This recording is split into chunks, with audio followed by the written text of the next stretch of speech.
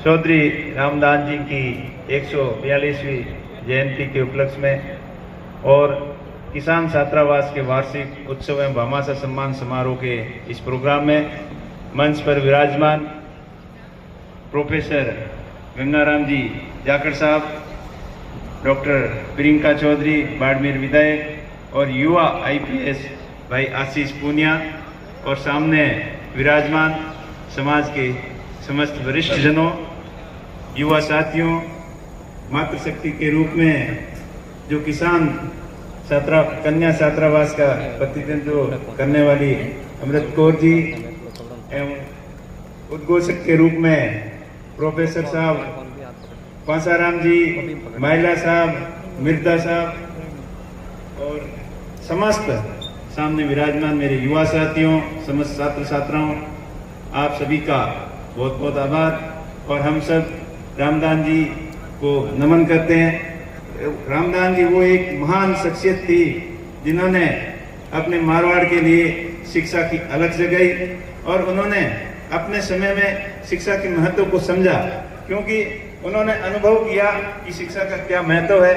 जब वो railway service के माध्यम से जोधपुर डिवीजन हो, चाहे हरियाणा गए हो, पंजाब गए हो, वहाँ उन्होंने देखा कि शिक्षित और अशिक्षित में क्या फर्क है। तो उन्होंने उस समय की आवश्यकताओं के अनुसार ये महत्वपूर्ण समझा कि जब तक शिक्षा का सामूहिक विकास मारवाड़ के क्षेत्र में नहीं होगा, तब तक मारवाड़ का किसान जागृत नहीं हो सकेगा, आगे नहीं बढ़ सकेगा। इन्हीं भावनाओं के साथ में उन्होंने एक अच्छी शुरुआत की और उन्हीं की बदौलत हम आज इस स्टेज के ऊपर हैं।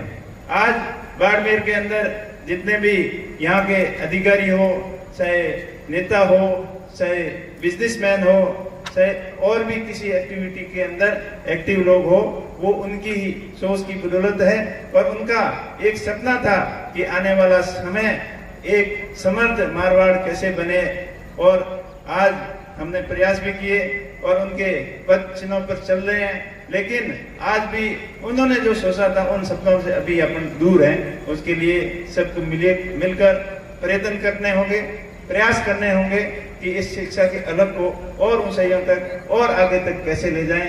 और मुझे आशा ही नहीं बल्कि पूर्ण विश्वास है कि इस संस्थान से पढ़कर गए हो या इस संस्थान के बारे में जो भी जानता हो, जब भी जरूरत पड़ती है तो एक दूसरे के आगे बढ़कर सहयोग करने की कोशिश करते हैं। अभी बलवंत सिंह जी के नेतृत्व में ये भव्य बिल्डिंग जो बनी है, तो मेरे ख्याल से आपको पैसे की कभी बलवंत सिंह जी को दिक्कत नहीं आई होगी, इस कमेटी को दिक्कत नहीं आई होगी। और मैं आप विश्वास दिलाता हूं कि आने वाले समय में भी इस तरीके की शिक्षण संस्थाओं के बारे में अपने को जरूरत पड़ेगी तो समाज का प्रत्येक व्यक्ति बढ़ चढ़कर भाग लेगा। और डालू जी वगैरह इस ऐसे प्रोग्राम के बारे में हमेशा एक्टिव रहते हैं और ये जब जाते हैं किसी के सामने बात रखते हैं तो मेरे ख्याल से कोई इस पुण्य कार्य के लिए कोई मना नहीं करता। और ये ऐसी भावना हम सबकी रहनी चाहिए ताकि शिक्षा के क्षेत्र में अपना क्षेत्र आगे बढ़ सके। एक वो जमाना था जो बाड़मेर को काले पानी की सजा के रूप में मानते थे और यहाँ कोई ऑफिसर ठीक काम नहीं करता था, मनमानी करता था, बेईमानी करता था, तो उनको सजा के तौर पर यहाँ बाड़मेर भेजते थे। और आज वही बाड़मेर है, यहाँ आने के लिए लालच है, या सिफारिश लगवाते हैं कि मेरी पोस्टिंग बाड़मेर दे दो।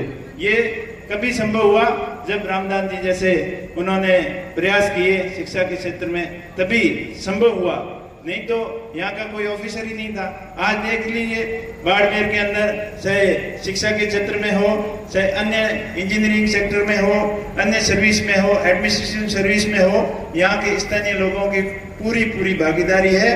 और अभी खुशी की बात यह है कि अभी पिछली जब शिक्षक भर्ती थी तब बाड़मेर के बच्चे दूसरे जिलों के अंदर जाने लग गए थे।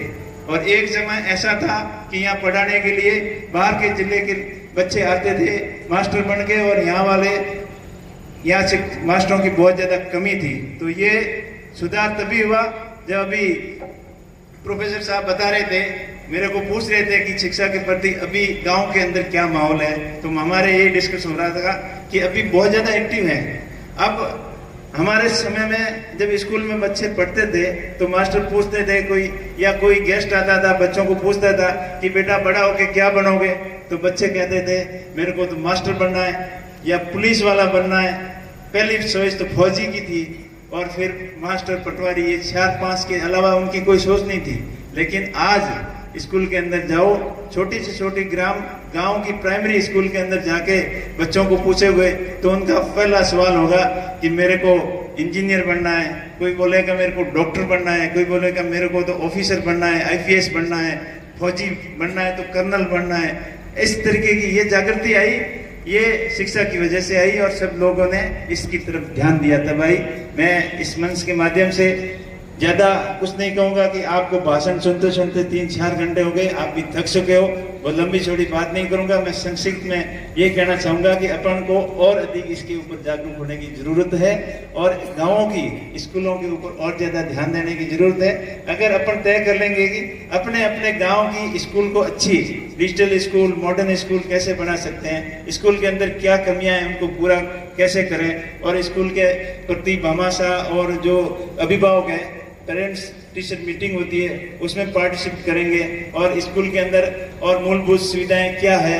अगर टीचिंग फैकल्टी पूरी नहीं है तो उसके लिए डिजिटल बोर्ड के माध्यम से भी कर सकते हैं, या कुछ बच्चों को जन सहयोग से जिनको नौकरी की तैयारी कर रहे हैं उनको भी अपन रख सकते हैं, ताकि शिक्षा के क्षेत्र में स्टैंडर्ड आए और ज़्यादा गुणवत्ता आए, ताकि इस प्रतिस्पर्धा के समय में वो अपना कंपटीशन फाइट कर सके। इस चीज़ की अपने को बहुत ज़्यादा ज़रूरत है और मुझे आशा ही नहीं बल्कि पूर्ण विश्वास है कि आप प्रत्येक जागरूक लोग इसमें सहभागी बनोगे।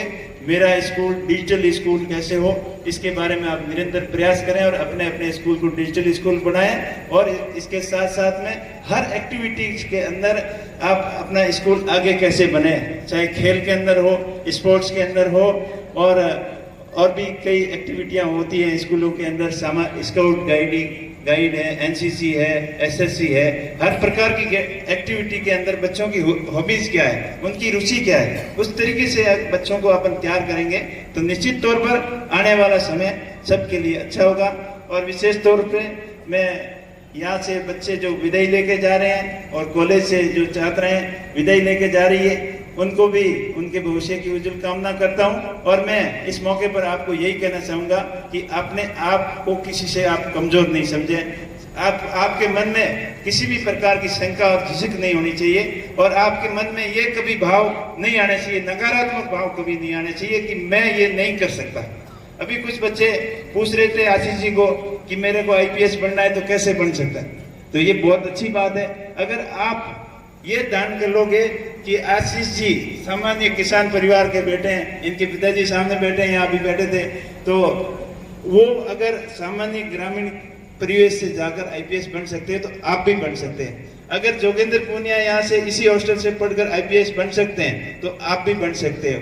अगर सोनाराम जी यहीं से पढ़कर चीफ इंजीनियर यहाँ बाड़मेर के बन सकते हैं तो आप भी बन सकते हो। अगर विष्णु जी यहाँ से यहीं से पढ़कर एक अच्छे एडवोकेट बन सकते हैं, डालू जी यहीं से पढ़कर अच्छे एडवोकेट बन सकते हो तो आप भी बन सकते हो। तो आप अपने मन के अंदर कभी ये भाव नहीं रखें कि मैं नहीं कर सकता। मुझे भी इस चीज का पश्चाताप है कि मैं जब 8वीं के अंदर गांव में पढ़ता था तो मेरी भी इच्छा थी कि मैं बाड़मेर की किसान हॉस्टल के में पढ़ूंगा, क्योंकि किसान हॉस्टल के बारे में सुनते थे। कई हमारे गांव के बच्चे जो मेरे से सीनियर थे वो यहाँ पढ़ते थे, तो लेकिन मेरी परिवार की स्थितियाँ ऐसी थी कि मेरे को पढ़ाई के साथ साथ में मजदूरी भी करना था।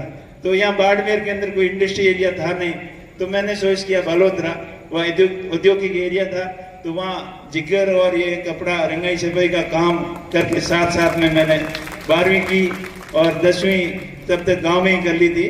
तो मेरा कहने का मतलब मेरा भी इस संस्थान से बहुत ज़्यादा लगाव था और उसके बाद में कॉलेज में पढ़ने का भी बहुत सपना था कि अच्छे कॉलेज में एडमिशन होगा, पढ़ाई करेंगे, लेकिन उस समय की आवश्यकता थी कि कैसे न कैसे नौकरी लग जाए।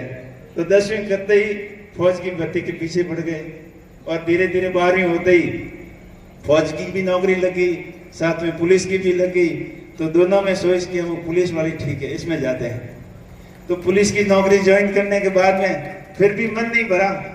वहाँ जाके दिल्ली की साकन शोध देखी, वहाँ दिल्ली की हलचल देखी, तो ये लगा कि हमें भी कुछ बड़ा आदमी बनना है, कैसे बन सकते हैं। तो प्रयास किया, आशीष जी बैठे, मैं आपको बताना चाहूँगा, मैंने भी वहाँ यूपीएससी की कोचिंग ज्वाइन की, क्योंकि जब तक 2-4 साल निकल गए थे प्राइवेट के रूप में, 12वीं के बाद में स्वयं पार्टी के रूप में मैंने ग्रेजुएशन भी या बाड़मेर कॉलेज से किया था, 2000 में कंप्लीट हुआ।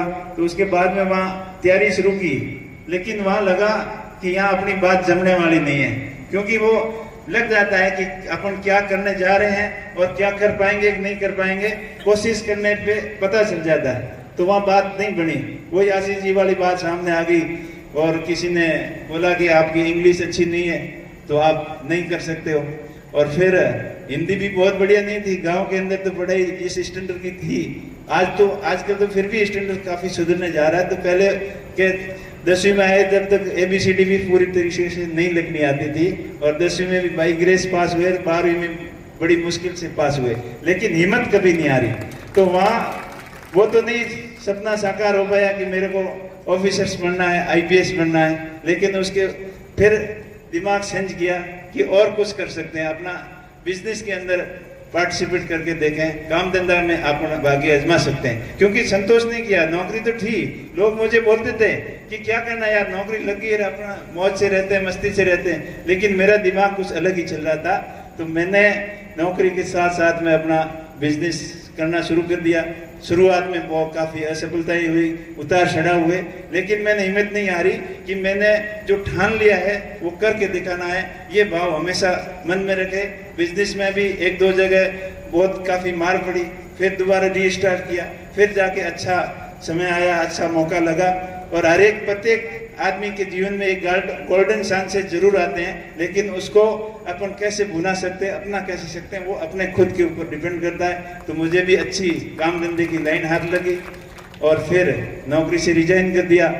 नौकरी से रिजाइन करने के बाद में एक्सपोर्ट का काम शुरू किया, और एक्सपोर्ट का काम करते करते फिर मन बदल गया कि गाँव वालों ने देखा ये काम तो अच्छा कर रहा है, पैसे भी हैं, इसको ले आते हैं गाँव में सरपंच बनाते हैं। तो उनकी बातों में आ गया, कुछ मेरी भी इच्छा थी कुछ नया करें, तो गांव वालों ने 2010 में सरपंच बना दिया।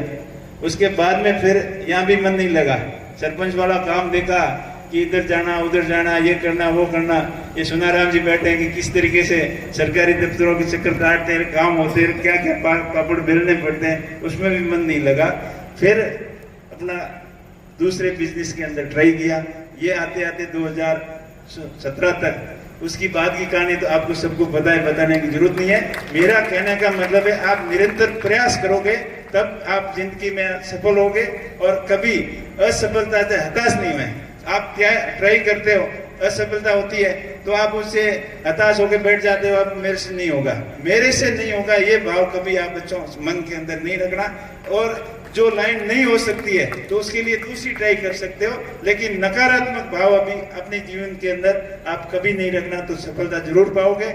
और मैं आप मुझे भी देखो, आशीष जी ने भी उदाहरण दिए और अभी प्रियंका जी, बहन प्रियंका जी ने भी बताया, तो असफलताओं से कभी हताश नहीं हुए। सफलता पाने के लिए निरंतर आप प्रयास रहोगे और सकारात्मक भाव के साथ में रहोगे, और अपना कॉन्फिडेंस दृढ़ होगा, इच्छा शक्ति मजबूत होगी, तो आप आगे बढ़ पाओगे, नहीं तो नहीं।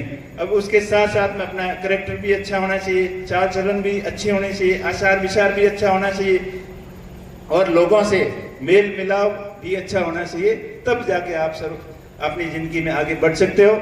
आप सभी का बहुत बहुत आभार। और यहाँ सभी लोग शिक्षित लोग हैं, विकसित लोग हैं, समझदार लोग हैं, यहाँ आए हुए हैं, उनको ज़्यादा कहने की कुछ जरूरत नहीं है। मैं अपनी बात को एक बार पुनः दोहराना चाहूँगा कि आप अपने अपने स्कूल को, अपने अपने गांव को आप अच्छा कर लोगे तो सोते ही अपना स्टेट, अपना जिला, अपना बिल्कुल अच्छा हो जाएगा। आपको और कुछ करने की जरूरत नहीं है। आप बड़ी संख्या में पधारे, आप सभी का बहुत बहुत आभार, बहुत बहुत धन्यवाद। जय हिंद, जय भारत, राम राम। बहुत बहुत धन्यवाद।